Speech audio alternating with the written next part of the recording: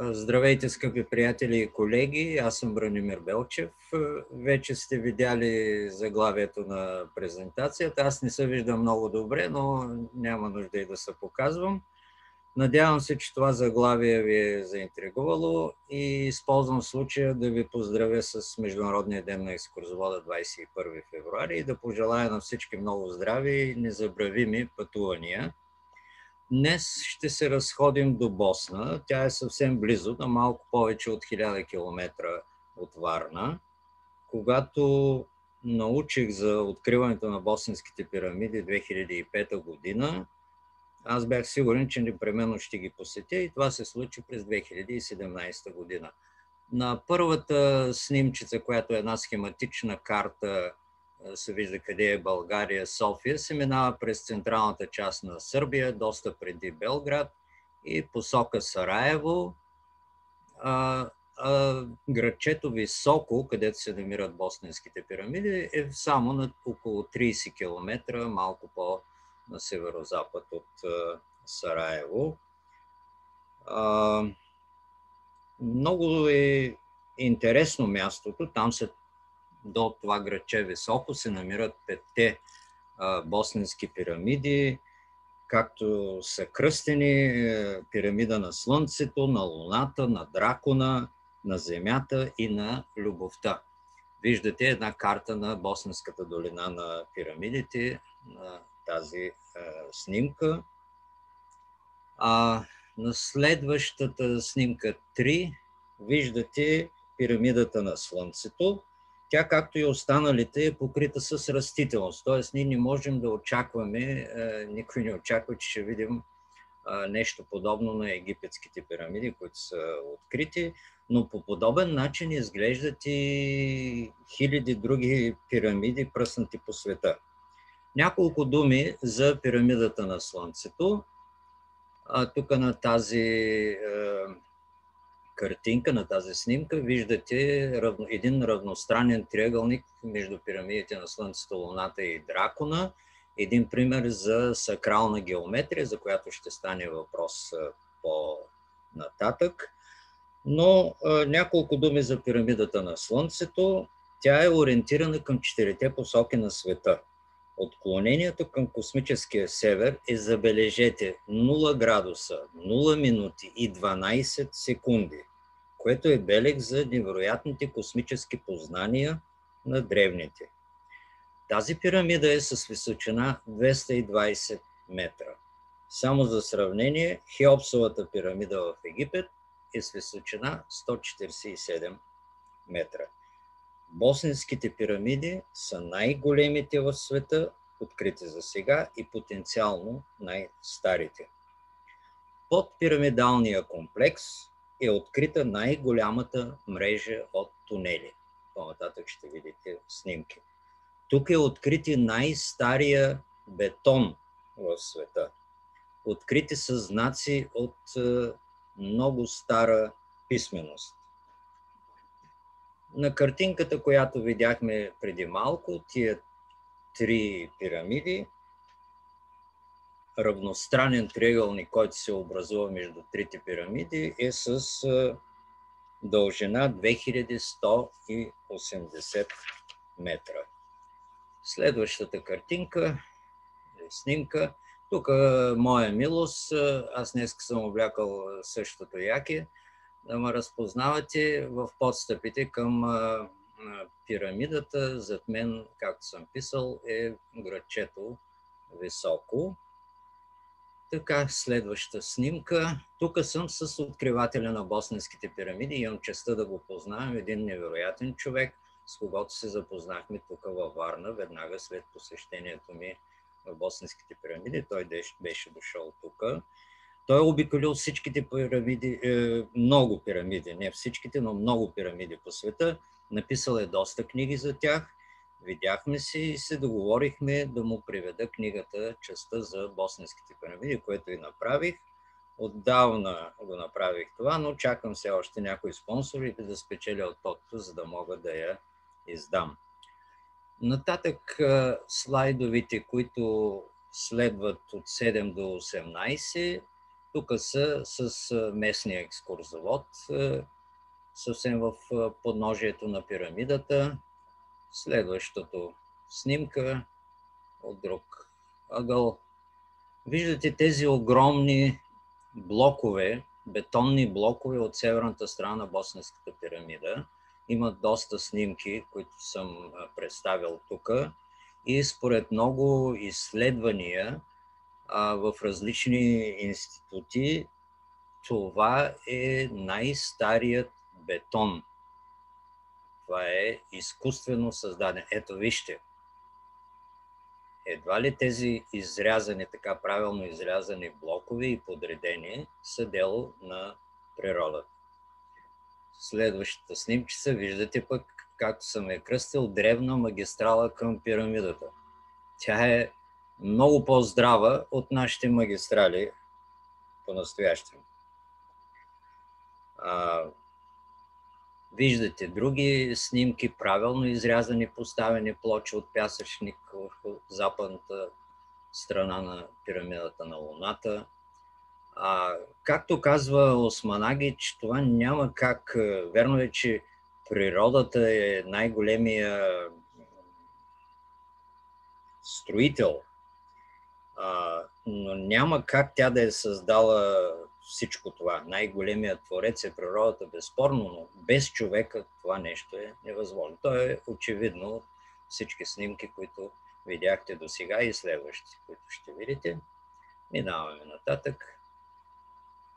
Ето вижте един строеж, пак част от стената на върха на Босненската пирамида. Между редовете оформени има пласт глина. Глината придава една еластичност на тези конструкции и същевременно и спойка. Ето правоъгълен каменен строеж.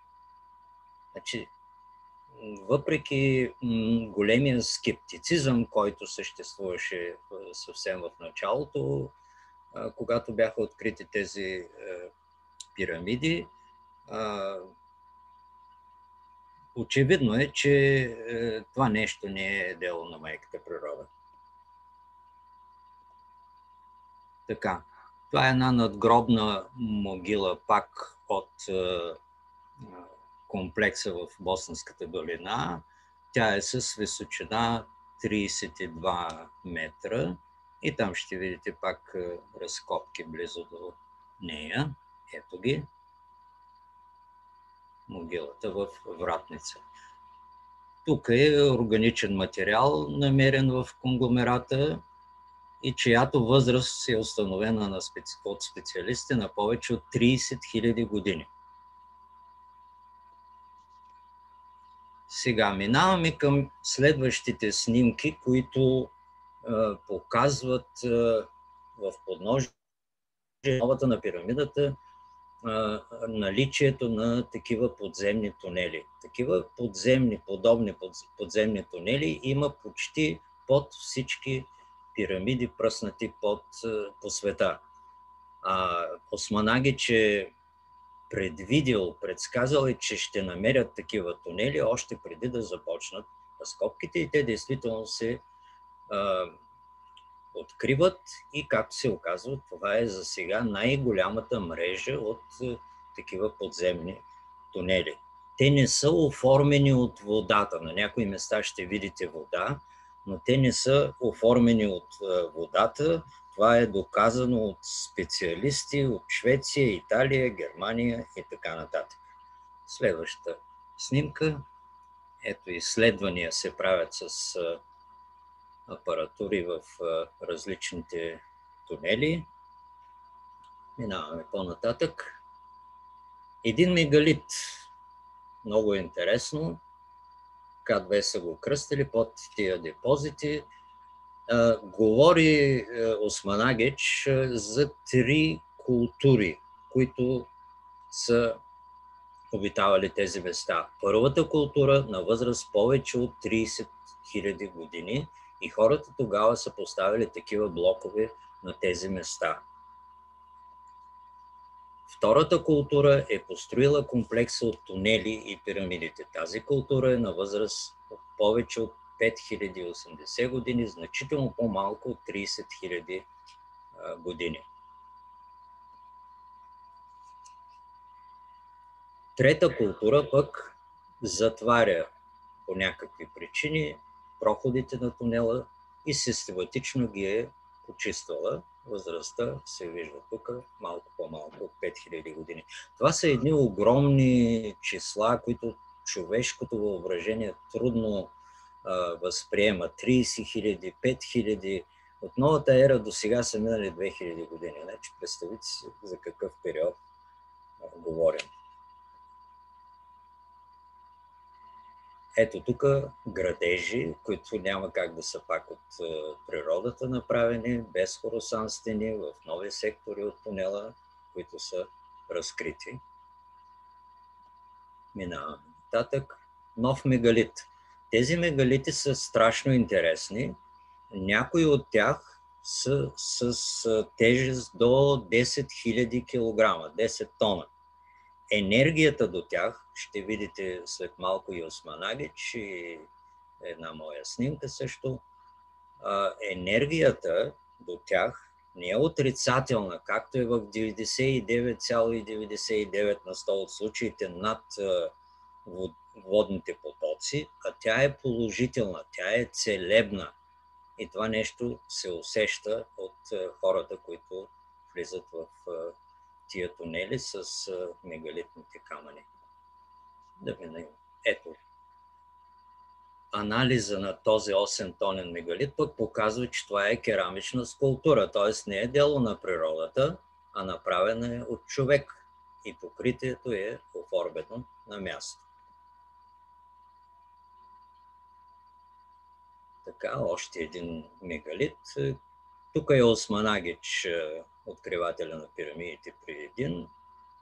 А пък на следващата снимка, и аз да не остана назад, също съм се докоснал до един от мегалитите. Между другото, усеща се лека топлина, когато се допре човек до този мегалит.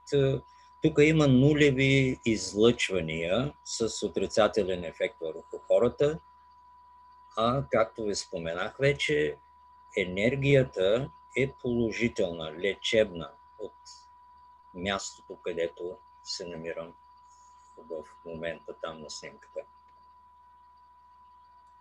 Извършени са георадарни изследвания и в един от мегалитите, този К2, е открит някакъв предмет, някакъв обект, който е вътре в мегалита. Минаваме нататък. Това е един професор Давидовиц, който е основател на Френски институт за полимери, мостри на бетон от Босненската долина на пирамидите. Както ви казах, в Франция, в Италия, в Швеция, Германия и други страни са направени най-различни изследвания и безспорно е доказано, че това не е дело на природата, е изкуствен бетон, най-стария бетон. Минаваме. Ето, това е гледано под електронен микроскоп във Френски институт за полимери.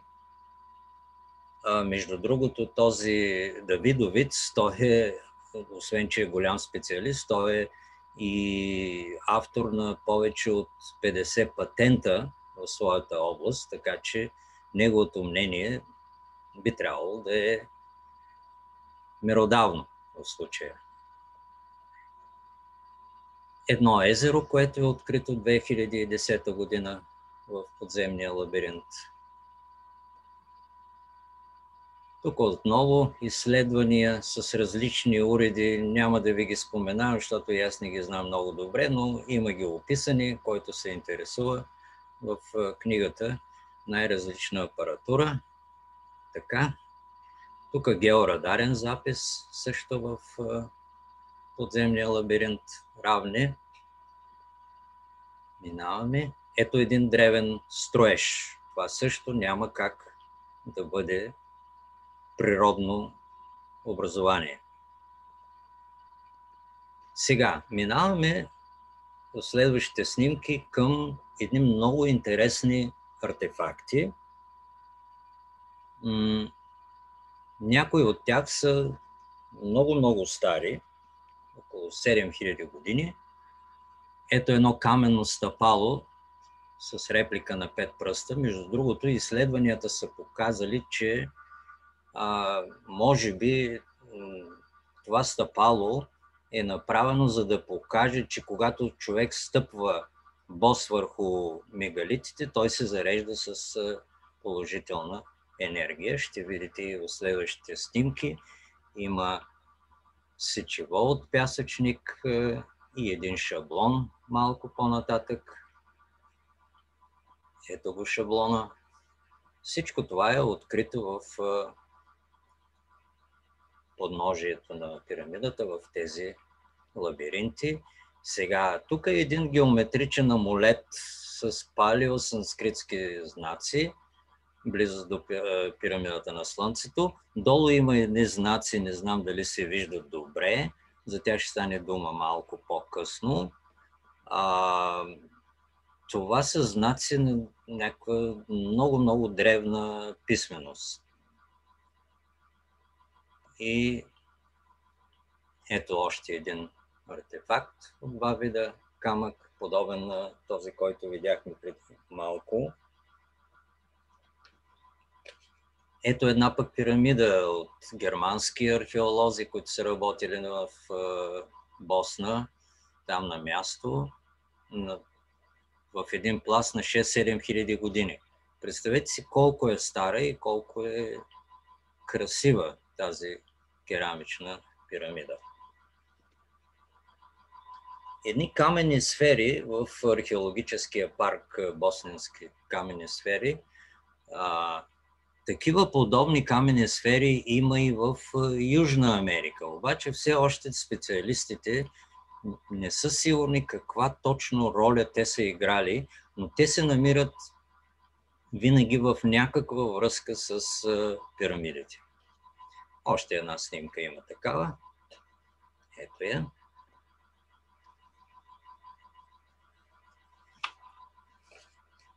Ето отново тук връзка на контакта с Боскрак с камъните на пирамидата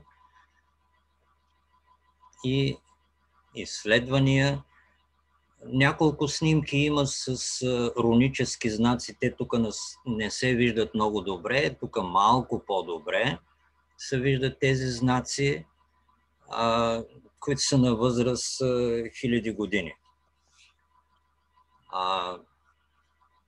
Това е страшно интересно, защото показва наличието на три отделни култури, които са живели по тия места, които са населявали вероятно тази част на Европа, и след това, с мнението на вече на много специалисти, културната познанията са се придвижвали именно от Европа към Египет. Все повече учени говорят за това, а не обратното, както би могло да се предполага или както така твърдят повечето археолози и историци до сега. Но по-нататък ще видите, че някои от тези постановки вероятно търпят преработка. Ето тук също са открити такива знаци и специалистите са ги разчели с помощта на едно руническо писмо, което е англосаксонско, но то е много по-ново в сравнение с тези знаци. Тоест тази култура, която е създала тези артефакти и тези знаци, е доста по-древна. След малко, ето виждате тук, аз нарочно съм сложил една питанка горе. Това са действително староанглийски руни, но малко коментар тук, ако позволите да направя.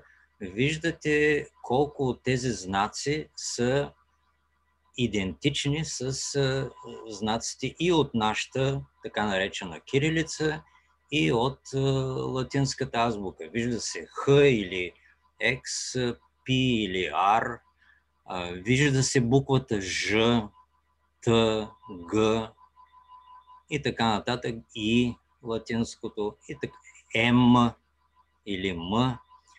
Тия са страшно стари и ги водят староанглийски руни, но те са много по-стари. Само тук да вметна, така, спомнете си за онези надписи и знаци, които са открити, примерно в Магурата. Спомнете си за плочките от Градешница.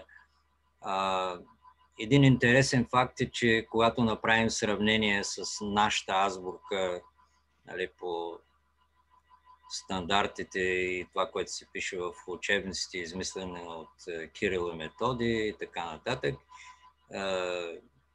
11 от буквите в нашата азбука, т.е. 1/3 и повече, са 1:1 с някои китайски иероглифи. Знаем за линеар А, линеар Б и така нататък, но кой от кого какво е взаимствал е много трудно да се каже и кое е по-старо и как се придвижвали древните племена със своята култура. Това е дълга тема. Тук вече едни много интересни изследвания, които са направени по отношение на енергийната радиация. Експерти са работили на пирамидите от Хърватия, от Русия, от Англия и други страни. И по-нататък може да минем на картинката. Ето, една от странните, бих казал, честоти, според специалисти, измервана от различни експерти. И тази конкретна честота няма, казват те, употреба в нашата технология, което е така, не могат да бъдат обяснени с природна активност тези енергии. Пирамидата на Слънцето вероятно действа, според някои специалисти, като един огромен генератор на енергия. И което е по-странното, ето тук се показва един естествен хълм с така наречената PIP камера, хоризонтални електромагнитни полета. А на следващата снимка виждате на пирамидата на Слънцето със същата камера се виждат едни вертикални електромагнитни полета. И което е много интересно, че мощността се увеличава с увеличаването на надморската височина. Тоест имаме един енергиен лъч от пирамидата, който според специалистите противоречи на познатите закони на физиката. Вероятно става въпрос, според някои специалисти, за така наречената нехерцова технология. И вероятно е необходима, както се изказват много учени вече, една нова парадигма за ролята на пирамидите. Те не са гробници. В изключително малка част от тях, от пирамидите, е бил погребан някой. Те са били с други функции. Според много специалисти вече, ето виждате тук едно художествено изображение на такъв лъч над пирамидата, може би са били енергийни центрове за чиста енергия. Представете си, говорим за преди хиляди години. Тези цивилизации са били толкова напреднали. А при нас сега, ако правим някакво такова сравнение, 99,9% от хората въобще нямат и представа от такива енергии. Спомнете си за изследванията на Тесла. И част от тези изследвания за чистата енергия и до днес са засекретени. Тук един специалист от Великобритания също регистрира със своята камера електромагнитни полета. Тук има едни обекти във високо. Това е долината, нали, на пирамидите. Може би не се вижда добре от тази снимка, понеже е дребен шрифта, но пример отново за сакрална геометрия. Различните обекти, които са разположени така в долината, че разстоянията между тях са кратни на 220 метра. Имаме някои, които са 2 пъти по 220, други 4, други 6, други 8, други 10, 18 и така нататък. Всичко е кратно на 220 метра. Минаваме нататък. Ето, тук също една схема за сакралната геометрия. Това е доста дълга тема и тук нямаме възможност да дискутираме, но този равностранен, два вписани равностранни триъгълника, образувани между тези обекти в долината на пирамидите. Следващия слайд. Ето тук също виждате пак тази геометрия. Върха на пирамидата на Дракона е разположен на 2200 метра от върха на пирамидата на Луната. Храма на Земята на 800, може да върнем малко снимката, така, 880 метра. Тук са пак тия загадъчни за нас, не специалисти да ги наречем, 220 по 4 пъти, 1320, 220 по 6 пъти. Тези подреждани и повтарящите се пропорционални отношения се прилагат към всички главни структури на долината. Следващата снимка. Много интересни изследвания са правени. Тук се виждат от босненските пирамиди, така наречените радиали. Те са правят и за другите значими обекти от миналото, свързващи даден обект с други части от Земята. Дали други структури, правени пак от човека, или до природни обекти и точки и места. Но от тези, може да върнем малко, от тези така наречени радиали, те отново говорят за тази сакрална геометрия и древните цивилизации са избирали така местата за строеж на всички тези пирамиди, че те са в някаква връзка, може би енергийна. Според някои специалисти, те са в един акустичен резонанс на честоти, което човешкото ухо не долавя. Това са вълни, синхронизирани с човешкото съзнание и аура. Тук навлизаме вече в едни по-сложни неща за обяснение, които изискват повече време. Аз също исках да отида на босненските пирамиди като на предната да върнем маничко, като доброволец, защото има вече хиляди доброволци, но така както обикновено се получава, има и много хора, които завиждат, използват и фалшифицират исторически разкрития, артефакти и така нататък от силата, от позицията на своето политическо влияние.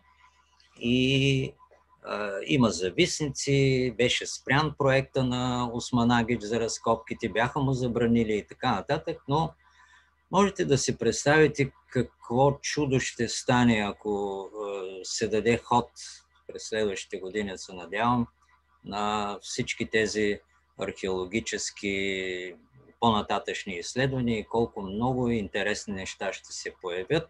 Много туристи и затова е завистта на много хора.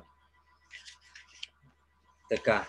И след като вече сте се разходили из пирамидата, щом не сте се изгубили из лабиринтите и щом сте се заредили с положителна енергия от тези мегалити, да не си сбъркате на излизане клетките след посещението на пирамидите. Тук виждате тоалетната, да си изберете правилната клетка. Благодаря ви за вниманието.